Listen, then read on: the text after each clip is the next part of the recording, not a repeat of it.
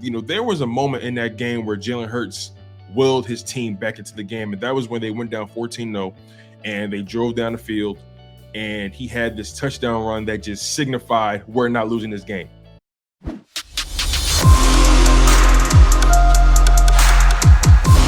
Good morning, NFC East fans. Man, Toad's excited because it's Victory Monday for three teams in this division. Eagles with a big win yesterday. Cowboys with a big win. I guess you can call it a big win when you beat the Commanders. I don't know. And the Giants had a big win too because they're 3-1. There's three teams that in this division that are 3-1 or better, Tone. And the NFC East is looking pretty good on this fine Monday. Yes, it's fascinating because who would have thought the NFC East would go from being the NFC least? That's what everyone's talked about, right? But the NFC East has the best combined record out of all the divisions in the NFL. So, I mean, it's something to be said about that, but it all begins and ends with the Philadelphia Eagles, who are now 4-0, the lone unbeaten team. Still, that doesn't say much, but there's so much more to discuss, so much to talk about. Jeff, I'm excited about this win, man. First things first, what was your initial response to the way the game started and then the way the game progressed from there? So it was a weird game, Tone. I mean, I'll be honest. Like I was soaking wet walking into that game. Obviously, it was cold. I gotta tell you this story too.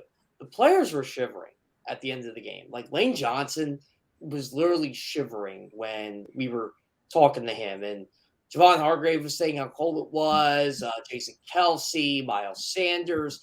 It was a cold day, Tone. It's one of those where you dream about football. That's the football where you want to be in, but then you actually play in it. I played in that wear before. It's not fun. I hated it. You were better off playing in it than you were standing on the sidelines. But yeah, overall though, when they went down early, the whole 14-0 bid, and Jalen Hurts throwing the pick six, I remember everybody was getting on AJ Brown for that effort, I guess you want to call it. I think he wasn't sure what he wanted to do, honestly. Like whether he wanted to just bring down Andre Cisco, whether he took a bad angle, and then because he did hustle at the end of the play, so that was weird to me. Like I didn't notice it right away, but then I saw people talk about it on Twitter. But then Jacksonville goes right down the field. They go down 14-0, and I'm thinking, okay, they're gonna have their work cut out for them today, right? And I give them all the credit in the world. They faced some adversity. They could have folded in that weather.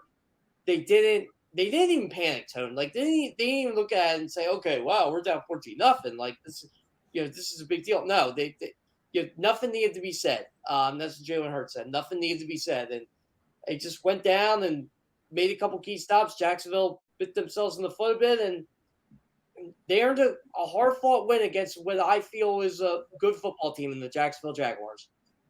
Yeah, from my perspective, they weathered the storm.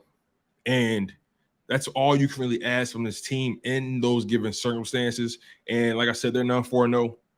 And they just continue to find different ways to win a game. You know how they always say styles make fights. Well, the Philadelphia Eagles, they can pretty much handle any fight, so we've seen. There's so much more competition to go, but, let's bask in this. What does this win in particular, the way they did it, the adversity they faced, like you said, what does this win in particular say about this team right now? Well, there were a couple things I wanted to see in this game, Tone, and I think we got them. One was, what happens when they do go down early? And, we saw that since Detroit. That was their first deficit since Detroit. What happens when they go down early against what we feel is a good team with a very good defense? Right. And this is my opinion on it. They pounded the ball down their throats, which I don't want to say I didn't expect it, but I didn't think they were going to do what they did against the number one run defense like that. I thought Jacksonville was much, much better at stopping the run than that. And maybe that's because of what I watched the first three games, but you had to give credit to Nick Sirianni and that offensive line, who, by the way, did not have Jordan Mailata, did not have Jack Driscoll for portions of that game. They were down to Isaac Samuel was injured. They were down to different combinations that game, and they still ran 50 times for 210 yards. And really, it was 213 because they had a couple kneel downs at the end of the game. But overall, they were challenged by that Jacksonville team, and they got Doug Pederson's best early. And like you said, they weathered the storm, and they played old school football to beat a team like that on a day where you needed to play old school football. And you got to give the defense a ton of credit.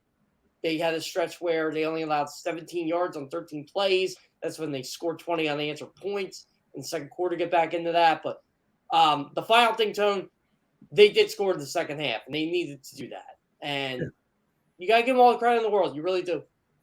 Yeah, it's funny because I don't know if this team is capable of coming back like this last year or even 2 or 3 years ago. I just don't know if this team had I don't know if it's the right leadership, and that's not at the coaching position, but just at the quarterback position, right? I don't know if this team last year or the years prior has the wherewithal to come back from being down 14-0 early.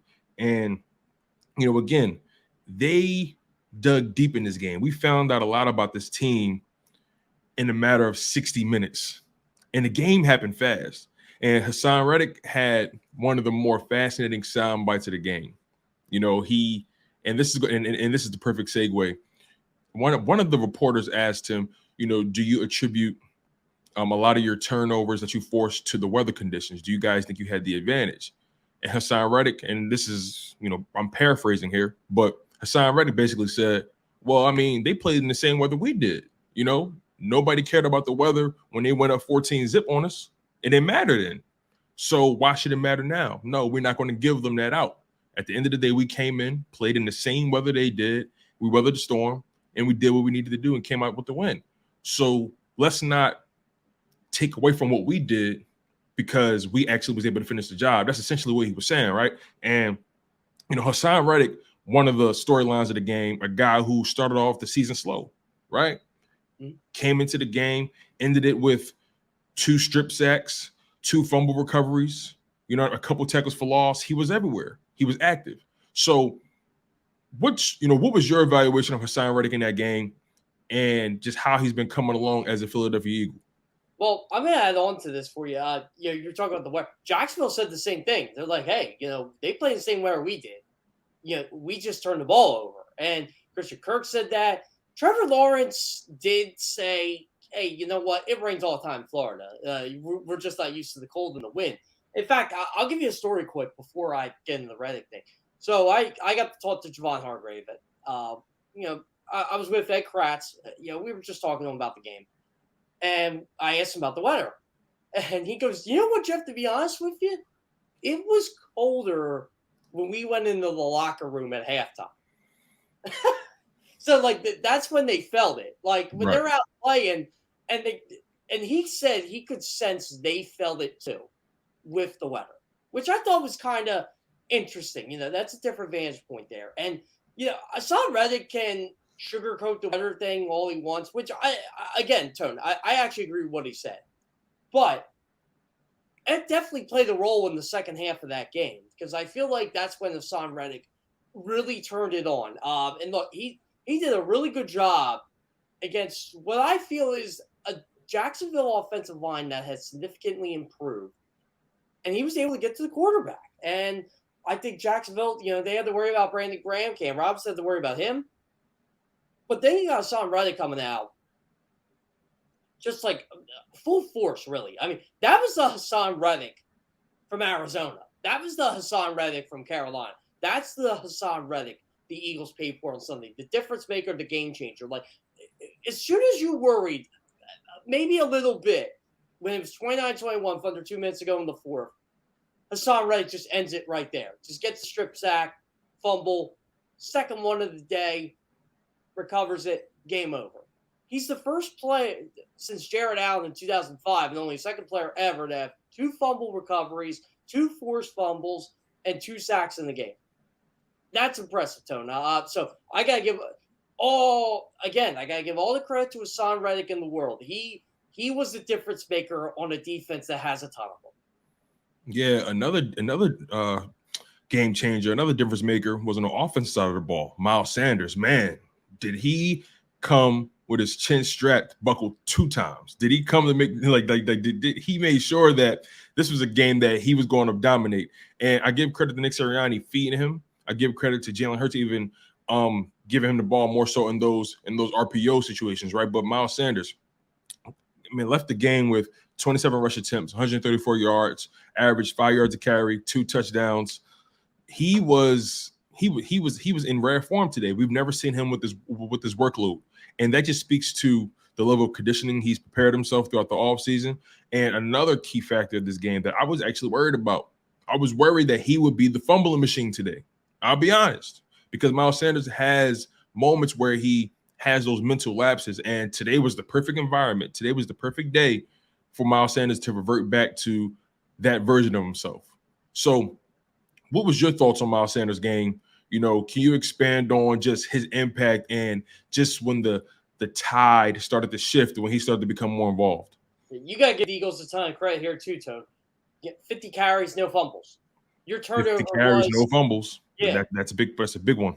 Yeah, and Jacksonville, look, they fumbled 4 times, and it was all Trevor Lawrence. Well, actually, let's not forget James Robinson, I think, fumbled as well, but they got it back. Yeah, they did get back. So, technically they had 5 fumbles. Yeah, yep. You're right there. So, but maybe that's just the difference in how the Eagles are built. Like, the Eagles had a terrible takeaway in the first quarter. And again, Jalen Hurts said it best, shouldn't, threw an interception. I mean, hey, he knows the mistake he made. But after that, they were flawless on offense. I'm like, oh, man, they might fumble the ball a ton today. Jalen Hurts is going to pound the rock. Trey Sermon, another one. He didn't fumble the ball when he got his minimal attempt. But you're right. Miles Sanders ran like a man possessed. He just looks like a completely different player.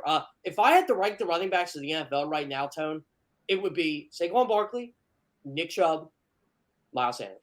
Really? Right now. Because Miles Sanders is 3rd in the NFL in rushing yards. He's 3rd in the NFL in yards per carry for running backs that have over 60 carries. Okay. The touchdowns, again, 2 touchdowns yesterday in the pouring down rain and the wind. Miles Sanders, Nick Sirianni said it, Tone. He is our number 1 running back. Well, I mean, you guys, but not you, but a lot of people questioned it, right, in the offseason, which I don't understand why, but I mean, it was questioned. So, I mean, yeah, it was cool to poke fun at that narrative for sure. Oh, it is. And you know what? Sanders just feels like a different person, right? So yesterday, after his press conference, he can't get his pads off, and he's like smiling about it. I don't think he wanted to take his pads off yesterday. After a game like that, I mean, why would you? But you run for 135 yards, you want to keep them bad boys on. You might want to frame them. Yeah, I think that's what he wanted to do. Like, he had to get like 2 equipment managers help to get his pads off yesterday. I mean, he was soaking wet too, but you could tell Miles Sanders was having fun in that yesterday. I think he knows the Eagles have all the confidence in the world, and guess what? He knows a fat paycheck's coming this way, whether it's from the Eagles or somebody else. Yeah, and I don't know, and that's a whole another topic that I don't want to necessarily get into yet, his contract situation, because there's so much football left to play. But Miles Sanders had a career day, and the team 50 attempts, 210 yards. Jalen Hurts did his thing. There was a moment in that game where Jalen Hurts willed his team back into the game, and that was when they went down 14-0, and they drove down the field, and he had this touchdown run that just signified we're not losing this game. Everything about that moment signified to me that we're not losing this game. He went toe-to-toe with, I don't know if it was a linebacker or a safety, but they went body to body, and he crossed the threshold, and he put up the first points. And I got to give credit to Nick Sirianni for being aggressive. He was aggressive early, and he set the tone. He made it very clear that this is the kind of game we're playing. We're going forward, and we're going to make sure these guys know across from us that it's going to be a long day. Yeah, so that linebacker was Devin Lloyd, by the way. I didn't want to cut you off there. So no, you're good. Yeah, I'll tell you what. You're right. That play, in my mind, I thought changed all the momentum. 4th and 3. Yeah, Jalen Hurts takes QB sneak. I see Lloyd coming. And again, this is on the other side of the field. I'm like, oh, crap, Devin Lloyd's going to lay him out. He is just going to obliterate him because Devin Lloyd can hit. Jalen, you heard the pound. Like, you could see that he was embracing it. I thought he got shoulder into him. No, he got his helmet into Devin Lloyd. the lower man won. You know, the low man wins in football. Jalen Hurts is the low. That guy just does not care. He has no fear, and I think his team saw that and said, "You know what?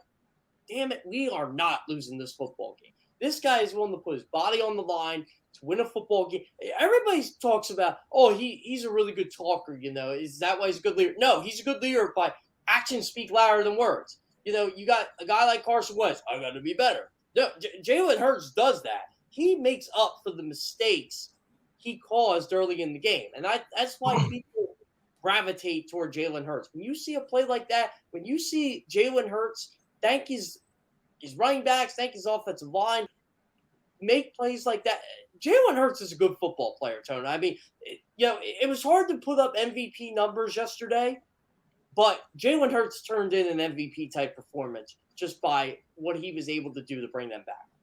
Yeah, yesterday's weather for me wasn't about the numbers at all, right? Like you said, it was no way for someone to really deliver an MVP caliber performance, in those conditions. The turf was soaking wet. The ball was slipping and sliding in and everywhere. But this offense, man, after going down 14-0, they just somehow, some way, just took complete control of this game. And I know we said the numbers didn't mean anything, but there were only two numbers, in my opinion, that told the entire story of the game. That was time of possession and total plays. The Philadelphia Eagles controlled the ball for 39 minutes and 51 seconds. The Jags only controlled it for 20 minutes and 9 seconds. And the Philadelphia Eagles was able to get 77 plays off.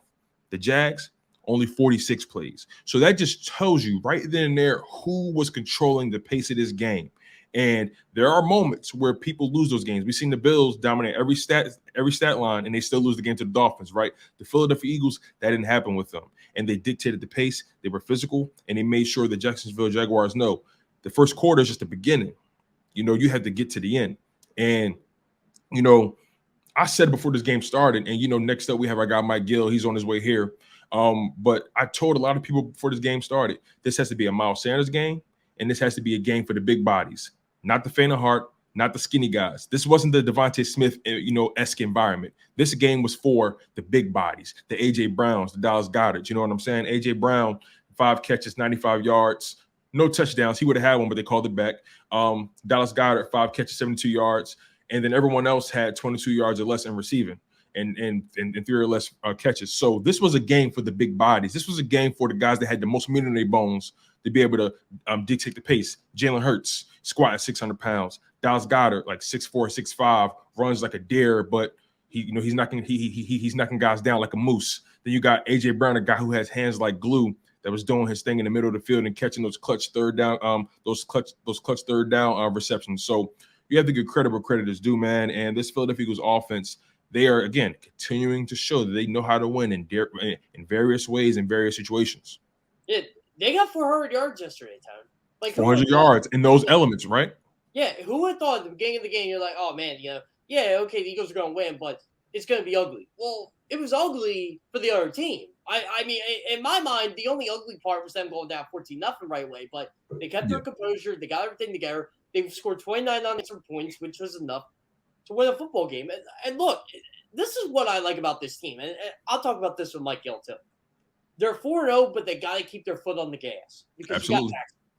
You got the Giants. You got, 3-1's 3-1. The Cowboys are 3-1. The Giants are 3-1. You got to keep up the pace. And they're able to do that. And, we'll talk about this, too, later in the week. I'm going to be watching some of the Arizona game. It looked like Arizona had an ugly win yesterday, but they're still alive, Tone. 2-2 in that NFC West. It's going to be a big game next week. Yeah, absolutely. And, they have a test ahead of them, right?